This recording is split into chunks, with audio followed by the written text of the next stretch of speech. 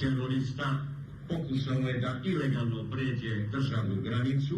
A group exceeding 200 Albanian terrorists attempt to pass the state border.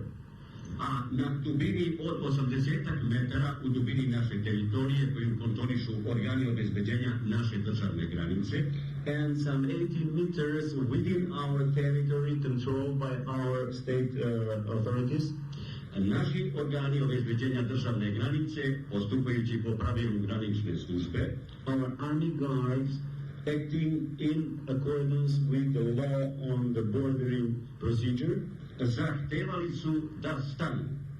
Have requested these terrorists to stop. Teroristi su odbili da se povinuju zahtevu naših graničnih organa.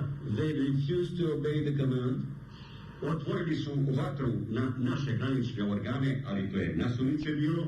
They opened fire against our border guards, but not very precisely.